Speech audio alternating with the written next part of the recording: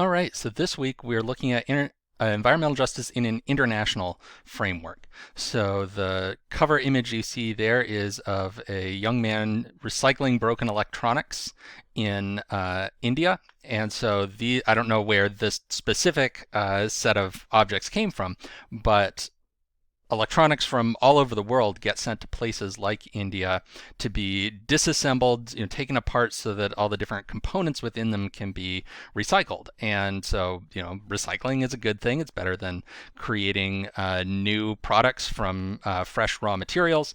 But the process of doing this recycling is a very dangerous and low paid one. There's a lot of potentially toxic materials that are both in the electronics already and that are used as, solvents and things to take apart, to unglue things from a circuit board and stuff like that.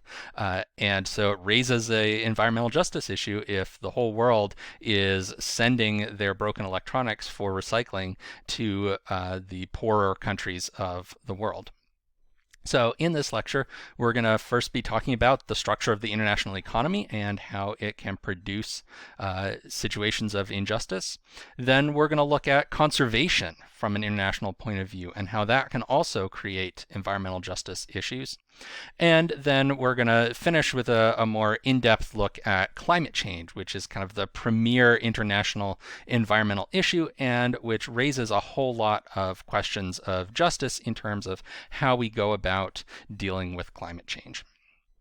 So the first place to start in talking about international environmental justice is what we call transboundary issues. So these are environmental issues that arise from the fact that environmental processes don't respect international borders. We draw all of these lines on the map separating countries. Those lines usually do not follow any kind of ecological boundary. Ecological boundaries are fuzzy and don't always occur at politically convenient places.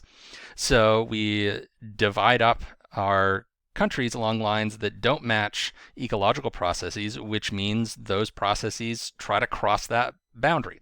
So pollution that's produced in one country can flow across into another country. If it's air pollution, the air is just going to blow right across the border. Water pollution will flow through rivers and so forth across the border there.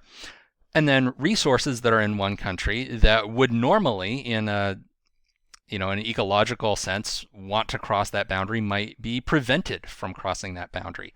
And one of the areas where you see this most clearly is with water.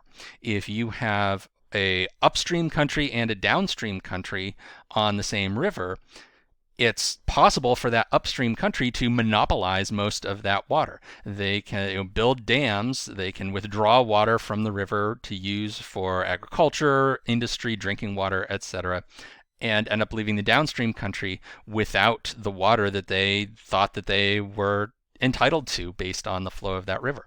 So we see that, for example, with the Colorado River in the southwestern United States that flows across into Mexico. And according to a treaty, the United States is supposed to guarantee a certain amount of flow of the Colorado River out the bottom of the United States and into Mexico. That has almost never happened. There's almost never been a time when the United States has actually let sufficient water flow across the boundary into Mexico to meet that obligation, because so much of the Colorado River water, right, is flowing through a desert area, so it's being taken out of there to be used for farms and drinking water and industry and so forth in places like Arizona, Nevada, and California. And they've actually built a desalination plant in Yuma, Arizona to take ocean water, take the salt out of it to try to put some water back in the river just before it crosses into Mexico so that Mexico isn't getting, nothing at all. But it's very common that the Colorado River then doesn't even reach the ocean at the end of its channel because so little gets into Mexico in the first place, and then Mexican users use up that last bit that is still that's still coming across into their country. So the amount of water that flows across a border can become an issue. There's also issues with the timing of water flow. A lot of rivers have a seasonal cycle where they are high at one part of the year and low at another part of the year. And so if you're building dams on the upper part of the river, that can change that seasonal flow. It can, maybe it'll even it out so that the flow is steady throughout the whole year, which might disrupt ecology in the lower part of the river and be inconvenient for people that needed those floodwaters for part of the year to, deposit soil and moisture into their fields along the riverbanks. In Central Asia, there is an issue because the upstream countries want to release water mostly during the winter because that will power turbines in the dam to generate electricity that they use for heating, because in the mountainous areas of Central Asia it gets very cold in the winter. So they want to release the water to run the turbines during the winter. But the downstream countries who are growing a lot of cotton want that water to come down to them in the summer when they need it to irrigate their cotton. So even if the total volume of water flowing is appropriate, the timing of that flow becomes an issue between the upstream and downstream countries. So water is not the only issue, but it's sort of one of the clearest examples of the way that environmental processes that cross borders can create conflicts over who gets access to those resources, and can become a justice issue if we feel that the upstream country is unfairly depriving the downstream country of the amount or timing of water that they ought to be entitled to. And when we have a situation like this, the governance of these issues, the way that these environmental processes are managed, requires some sort of agreement between the affected parties. So we have systems of international law, we have organizations like the United Nations, but they're not very effective at implementing that law. There's very little that can be done to enforce international law if a country decides that they want to back out of a treaty, they want to not go along with agreements that other parts of the world think that they ought to agree on. So effective governance really requires all parties involved to agree to some sort of treaty that is going to set out a framework for this. It can't be imposed on someone, no matter how much justice may seem to require a certain thing to happen. You don't have a body with the power to enforce that and implement that without getting the agreement of all of the countries involved. And so that means that power makes a big difference. Some countries are way more powerful than others, more politically powerful, more economically powerful, more militarily powerful. And so the powerful countries can get away with things that less powerful countries wouldn't be able to get away with. So if you think back to the example of the Colorado River, if the situation were reversed, if this was a major river that was flowing from Mexico into the United States, and Mexico was using it all up before the United States got their share, it's pretty likely that the United States would have done something pretty serious about that, that there could be, even up to a military invasion of Mexico to secure access to that water. It hasn't happened in the real world because Mexico knows that there's no point in trying to start a war with the United States over that water, because they would lose. Their military is not nearly powerful enough to take on the United States. And so the United States gets away with something that Mexico wouldn't have been able to get away with if the situation were reversed. So another way that international environmental issues arise and can create injustices is with displaced pollution. So when we look at how rich countries have been able to clean up their environment, or have been able to improve their environmental quality, we see some really major steps being made in a lot of rich countries. If you compare the middle of the 20th century, like 1950s, 1960s, 1970s, if you compare the environmental quality that we had, if you compare the levels of pollution that we had in the United States during that period of time to what we have today, the difference is really stark. Just look at some old photos of Pittsburgh, compare them to contemporary photos. There was so much more pollution in the air back in the mid-20th century. The air was so much more hazardous to breathe in Pittsburgh. It has cleaned up to an amazing degree. And so some people will argue that this is evidence of what's called the environmental Kuznets curve. And so the Kuznets curve is named after an economist that noticed there were some phenomena where when a country would develop economically, certain things would get worse before they got better. And so with the environment, we seem to see this, that a country that has a very low level of economic development may have an environment that is very healthy and high quality because they just haven't been able to exploit their environment and create enough pollution to damage it and extract enough resources to cause degradation. Then as a country develops, that environmental damage gets worse. So the environmental quality goes down as a country develops because they're now building up industry that is consuming resources, putting out pollution, and so forth. But then as you continue to develop, the environmental quality gets better and the pollution gets cleaned up and resources get conserved. And so the environmental quality comes back up. So this kind of U-shaped curve where things get worse and then better is a Kuznets curve. And so we seem to see that with environmental quality if we're looking just at the environment within a country's own territory. The catch is that what we're doing is not so much eliminating pollution as displacing it to another country. So the air quality in Pittsburgh has gotten a lot better because most of the steel mills have shut down. And the steel mills shut down not because we figured out a way to live our lives without steel making, but because all those steel companies moved their operations to places like China. And so now we import that steel. So the steel making process is producing pollution in, Beijing. It's not producing pollution in Pittsburgh. So all of us in Pittsburgh get to breathe the nice clean air while the people in Beijing are breathing the dirty air from producing the steel for themselves and for those of us in the United States that are now rich enough to purchase our steel from overseas rather than making it here at home. So cleaning up the environment of rich countries often just entails shifting that pollution elsewhere, sending it over to a different country so that we can enjoy a clean environment and somebody else is going to deal with the pollution. And when this happens, these poor countries are not just taking on these polluted industries, they're also dealing with the fact that they often have weaker environmental and worker protection laws. That's often one of the reasons that these industries will move abroad, is because the costs of compliance with environmental and worker protection laws in the rich country have gotten higher, and so they go somewhere looking for a place that is going to let them pollute more, is going to let them pay the workers less, and so forth. And so they find that abroad and move their operations there.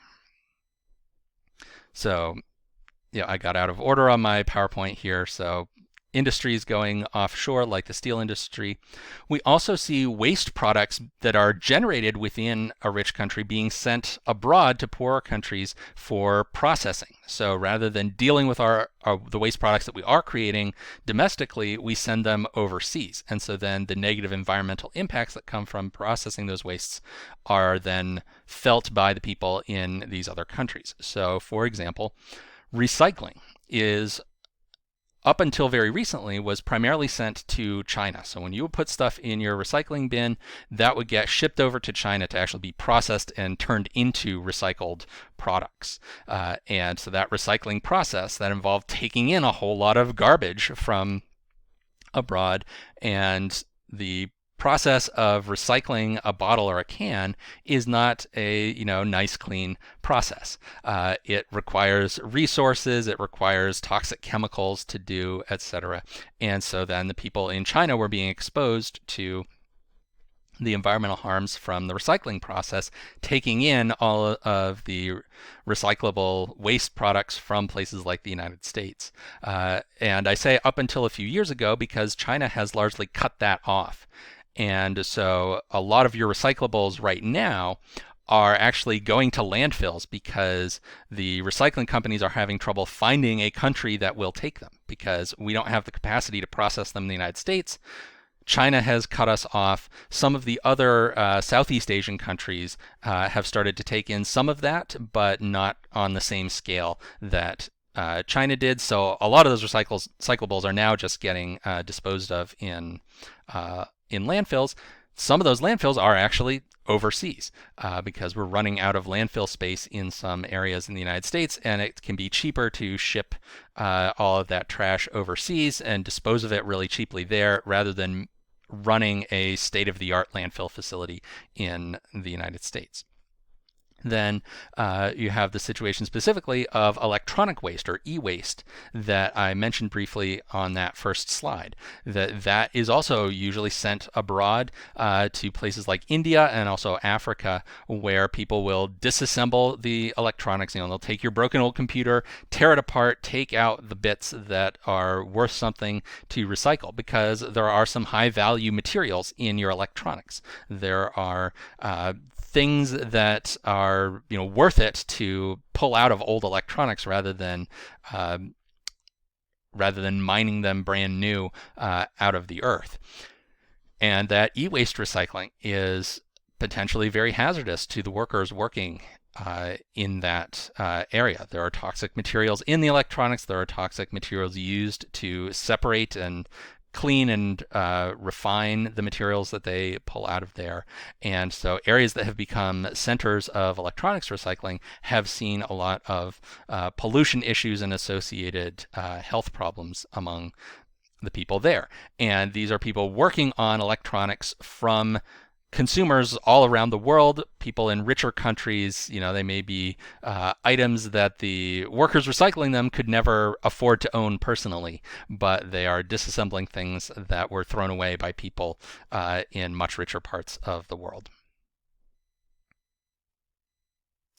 And so a kind of iconic illustration of this issue in which pollution and poor environmental quality are being exported from richer countries to poorer countries is what's known as the Summers Memo. So this is a very short memo. You can go read it. The entire text of it is on the Wikipedia page about it, because it's actually a very short little statement, but it really captures how market forces can lead to displacing this pollution into poorer countries. So this was written in 1991 by Lawrence Summers, who was at that time the chief economist of the World Bank. He would later go on to serve in the Treasury Department under Bill Clinton, and as an economic advisor to Barack Obama, and as the president of Harvard University. So he's like a pretty powerful and influential guy. And so he wrote this memo to kind of lay out the economic logic that suggests that poor countries ought to be taking on more pollution from a purely economic efficiency standpoint. So he said, I think the economic logic behind dumping a load of toxic waste in the lowest wage country is impeccable, and we should face up to that. I've always thought that underpopulated countries in Africa are vastly underpolluted.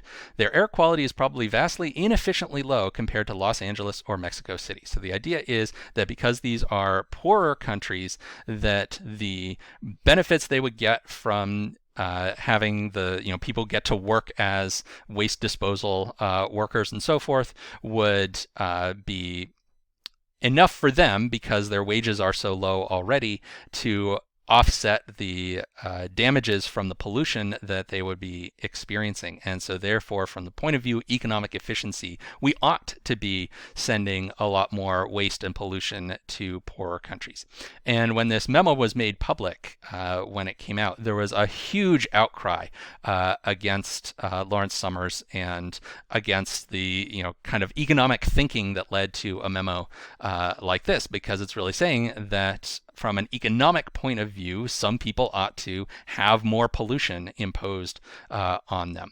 And so this kind of describes the logic that has continued to be at work in the global market over the last 3 decades now.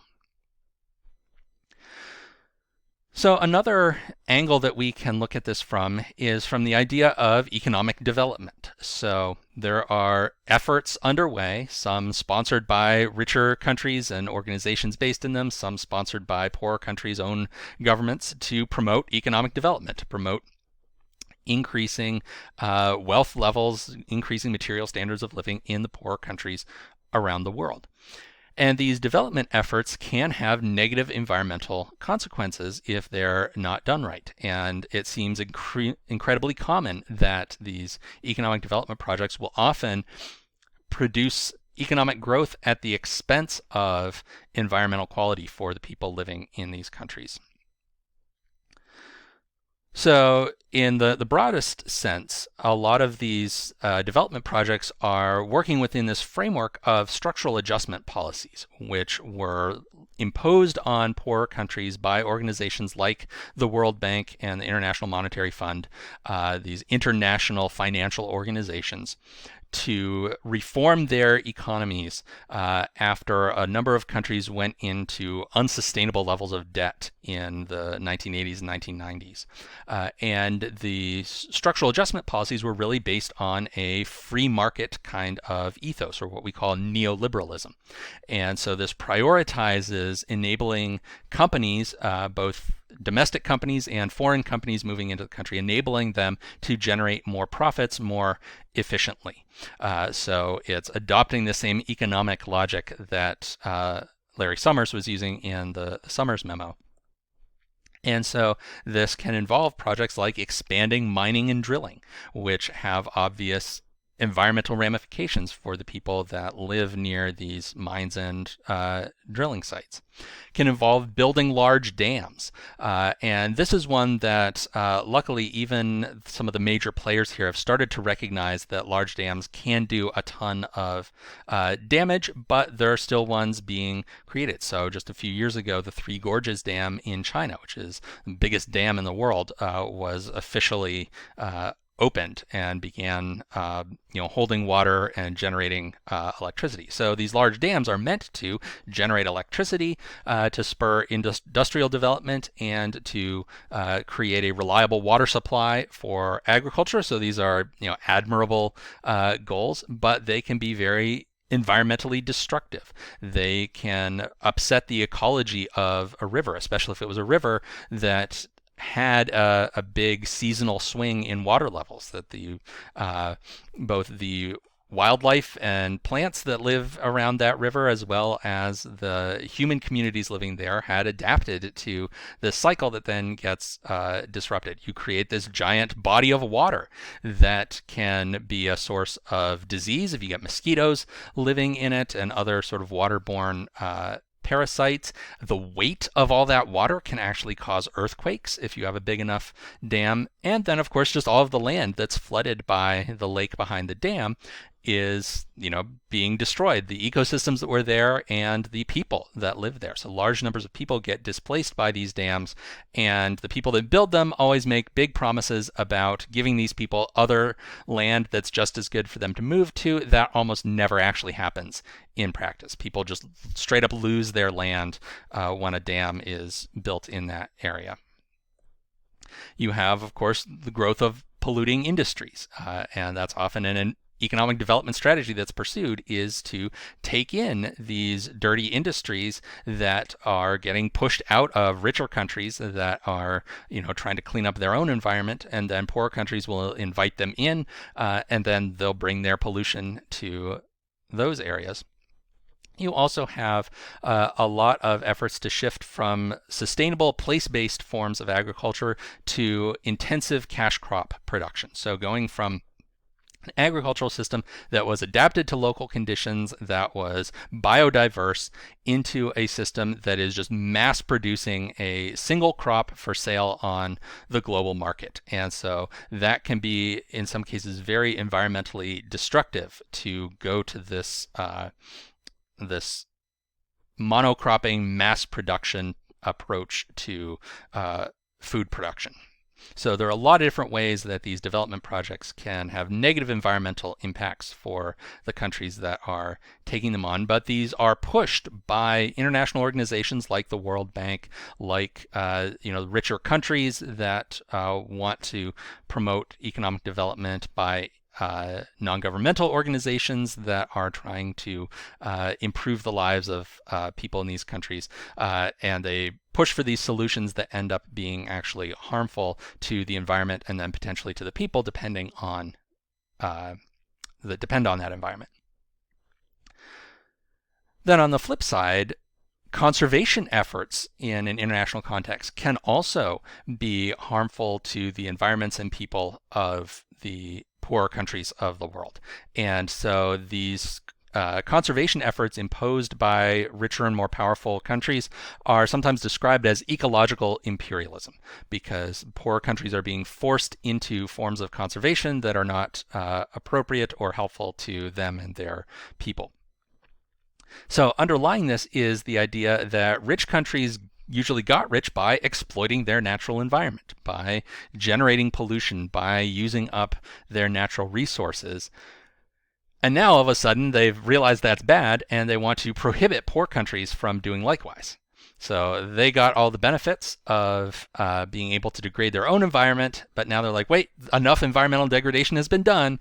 Now the poor countries can't do it anymore. You have to find some other solution. We're going to try to prevent you from using up your environmental resources and creating pollution and so forth. And so in a sense, this comes to seem like a new form of extractive colonialism. So the traditional form of extractive colonialism was that rich and powerful countries would take over poor countries and extract all of their resources. I would consume resources from poorer countries to support the colonizer country's economy. That's part of how they got as rich as they are. And now they are extracting the value of protecting nature by focusing on poorer countries as biodiversity hotspots that need to be protected from environment or economic development. And programs that are aimed at implementing conservation can actually enable rich countries to avoid dealing with their own domestic environmental problems. So this has been a major criticism of the REDD, Reducing Emissions from Deforestation and Degradation program that has been created in the context of climate change, where a richer country can meet their climate change obligations by paying for conservation projects in poorer countries. And so, they put money into creating a new national park in Indonesia, and because that will, prevent emissions of CO2 from that would have happened if that forest gotten cut down and logged or something, then that counts towards the rich country like the United States or whatever, counts towards our obligations to reduce CO2 emissions to meet our targets under under something like the Kyoto Protocol or now the Paris Agreement. So the criticism then is that by focusing on doing these REDD type programs, the rich countries are able to avoid doing anything about their own domestic ecological footprint, their own domestic emissions of greenhouse gases. So that provides kind of a segue into talking about climate change as an instance of international environmental justice. And so climate change is important because climate change is a systemic problem. So it's not something that's just cumulative and that where one country could do a bad job and another country could do a good job and they'd each suffer or benefit from the effects of that. We have a single global climate system. And so a ton of CO2 emitted in the United States, from factories located within the United States, is going to have the same impact essentially on the global climate as a ton of carbon emitted by a factory located in the country of Chad. Wherever those emissions come from, it's a single global climate system. So we're kind of all in this together, and what all countries do about climate change affects all countries. But those effects won't fall evenly on all parts of the world. So when we look at climate change, we find that on the one hand, the amount of warming experienced by places in the world will actually be greatest in the high latitudes. So near the poles, you'll see the greatest amount of warming and the least amount of warming near the equator. So we sometimes talk about, 1.5 degrees or 2 degrees of increased temperatures as a global average, like as a target that we're shooting for. But we have to remember that's just a global average, that if we get, 1.5 degrees of warming as a global average, that might mean like 3/4 of a degree of warming along the equator and 3 degrees of warming at the north and south poles or something like that. So the amount of warming is actually greatest in the high latitudes near the poles, but the people who suffer the most from the impacts of climate change are predominantly the people that live in the low latitudes, that live closer to the equator, because that's where the poorer countries of the world tend to be. The poorer countries of the world tend to be closer to the equator. Richer countries tend to be closer to the poles, right? If you think about the location on the globe of countries like the United States, Western Europe, Japan, Australia, New Zealand, they're towards the poles, and then places like Latin America, Africa, South and Southeast Asia, those are closer to the equator there. So even though they're experiencing fewer degrees of warming in those more tropical and subtropical areas, the people there stand to suffer the most from climate change because of things like lack of money to adapt to the changes that come along.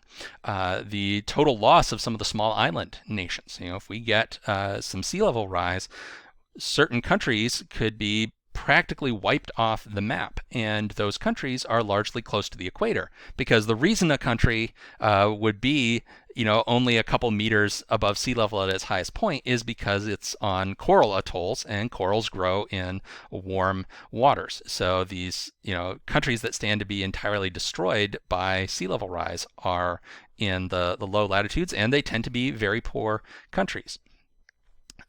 People in these areas are often much more directly dependent on their local ecosystems for their livelihoods. So if those ecosystems get damaged by climate change in some way, that's going to have a very direct effect on their ability to survive and prosper. And then you actually have some benefits from climate change that will accrue in the higher latitudes. So if you look at a country like Canada or Russia, they actually stand to come out ahead in terms of the impacts of climate change, because the warming means that they'll have longer growing seasons. There are areas in Russia or in Canada that would be suitable for growing crops, but it just doesn't stay warm long enough during the year to be able to have crops go through their full cycle and mature and be harvested. Climate change will resolve that, will allow them to expand their farming. Climate change is also leading to a loss of ice in the Arctic, which, if you are in the shipping business, is good news, because then you can send ships through the Northwest or Northeast Passage, going up around the northern end of Canada or Russia, which can cut many, many miles and therefore many, many dollars off the cost of shipping from one side of the continent to the other. So those countries stand to have certain benefits from climate change in the higher latitudes there. So this means we have a mismatch between those most responsible for climate change, who are these richer high latitude countries, and those that are going to be affected the most and negatively affected the most, who are the people in the poorer countries at the lower latitudes typically. And this is one really important difference between the climate change issue and the issue of the ozone hole, which people will sometimes point to as an example of how, if the countries of the world are really serious about it, they can work together to create a system to address a atmospheric environmental issue. So when I was growing up in the 80s and 90s, I was hearing all the time about what a major threat to our world the hole in the ozone layer was. And that issue has really faded from the public view in coming up into the present, largely because we've fixed it. The ozone hole is on its way to healing, to being back to what the ozone layer was like before we started emitting things like chlorofluorocarbons that destroy ozone. And that's because in 1989, the countries of the world got together and signed what's called the Montreal Protocol, that where they agreed to phase out substances that were responsible for destroying the ozone layer. The reason that the Montreal Protocol was able to be so successful was because there was an alignment of interests, that the countries that were most responsible for CFCs, who are these richer northern countries, were also the countries experiencing the greatest threats from it, because the ozone hole appeared most dramatically at the South Pole, but then also at the North Pole. So it's those high latitudes that were facing really serious threats from the ozone hole. And so there was that alignment of interest, that the people responsible for it were also the people going to suffer from it. So they were willing to make the sacrifice in the short term of transitioning away from these harmful chemicals in order to help themselves. Whereas with climate change, you have this mismatch of interests, that the people that are mostly causing the problem are different from the ones mostly suffering from it. And so it doesn't lead as easily to an agreement in a scenario where you have to get the buy-in from everyone, where there is no international world government that can force countries to comply with a treaty, even if it's against their individual national interests. A few other things that we have to take into consideration when we're thinking about what would be a just solution to climate change. All right, what would be the fair way to go about distributing responsibility for things like reductions in greenhouse gas emissions and paying for adaptation to the changes that we can't avoid? One important issue is the current versus historical contributions to the problem. So greenhouse gases hang out in the environment for quite a while. Our atmosphere is full both of the greenhouse gases that we're emitting right now, but also of greenhouse gases that were emitted for years and decades before now. So as an illustration of that, if you compare China and the United States, currently on a year-by-year basis, China is emitting more greenhouse gases than the United States. They overtook us like a decade or so ago. So China is producing more greenhouse gases than the United States, this year. But if you look at the whole history of greenhouse gas emissions, you go back a century and a half to when significant amounts of greenhouse gases started to go into the atmosphere, that total amount of emissions over all that time, the United States has emitted a lot more than China, because China has had a very recent rapid rise in their emissions as their economy has really fired up over the last few decades. So the gases, if you were to tag each molecule of CO2 in the atmosphere by where it came from in order to allocate responsibility, you'd see a lot more US molecules in the atmosphere than Chinese molecules right this time. Now, of course, if things were to continue for many decades at the current emissions levels, China would eventually overtake us in total emissions. But at the current point, historical emissions from the United States exceed those from China. We also have to keep in mind that China has a lot more people than the United States. So even if you're looking just at current emissions, if you do it on a per capita basis, China still has substantially lower emissions than the United States. So they emit a little more total emissions than the United States, but they have way more people than the United States to divide those up by if you're doing a per capita comparison.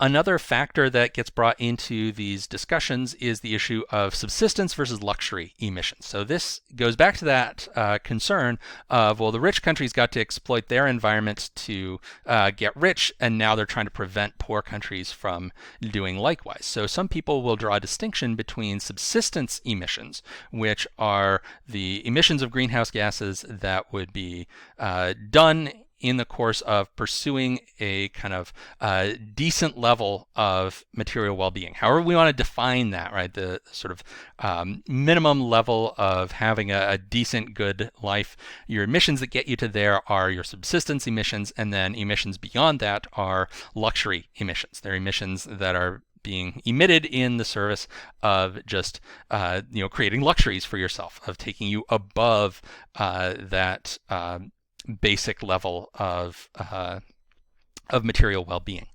And subsistence emissions seem way more justifiable than luxury emissions. You make a much better case for needing to consume resources and produce carbon dioxide and methane and so forth if you are living in intense poverty and you're just trying to get up to a decent, comfortable life, versus if you're already living a decent, comfortable life and you just want to be fantastically well off. And so if you make that distinction, then emissions in a richer country kind of count worse than emissions from a poor country, because US emissions, a larger proportion of our emissions would be counted as luxury emissions than of China's emissions, because a lot of China's are just getting their people up to a sort of decent standard of living, whereas in the United States, a lot of our emissions are taking people well beyond that basic, decent level of well-being.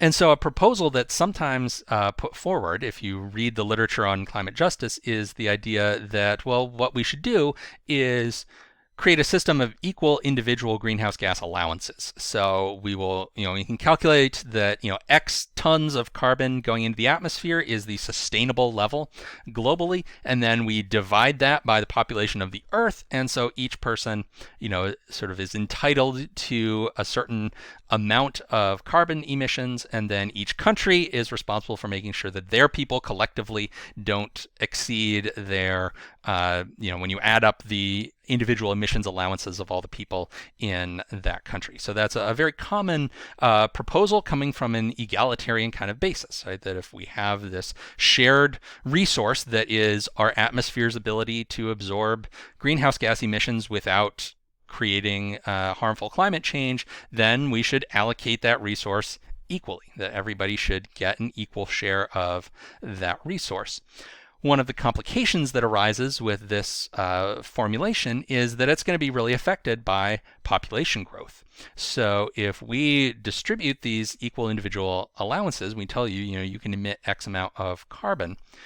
If there is high population growth, and it may be happening somewhere else in the world from where the people we're talking about are located, then suddenly that same fixed amount of total emissions gets divided into more pieces, and so everyone else's share that they're entitled to is going to shrink because it has to be divided up under more people. Or the other way would be to say that if there's population growth, those newly added people to the population don't get any entitlement to greenhouse gas emissions. They have to somehow purchase or earn it from the people that hold those entitlements. That would disincentivize population growth, but could also be really bad for those people who, didn't choose to be born into a world where they would not be granted a greenhouse gas allowance. So there are complicated problems that arise when you think about this idea of this very appealing sounding idea of individual greenhouse gas allowances and put it in the context where the population size can change and therefore change the breakdown of that total allowable amount of greenhouse gases.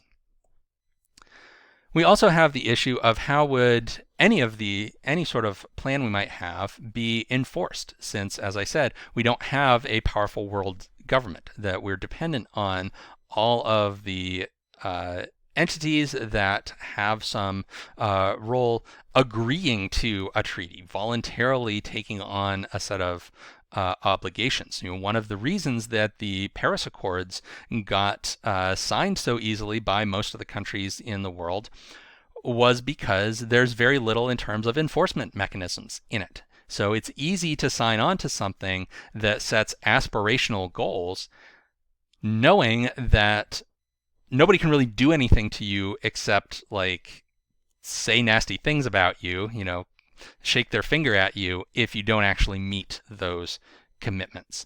And so that's one of the things that made it so that the Paris Agreement was successful at getting adopted, whereas earlier attempts to create an international treaty as a successor to the Kyoto Protocol struggled, because earlier attempts often tried to implement some sort of enforcement, which then countries didn't want to be subjected to, and so they just refused to sign on, and nobody could make them sign on.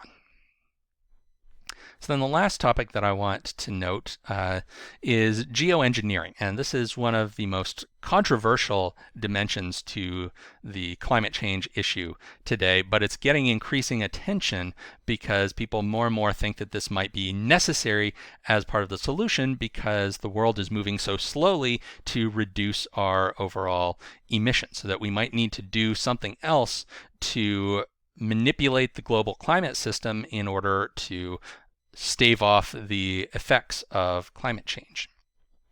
But geoengineering raises a number of really significant justice questions, starting with who gets to decide where to set the global thermostat.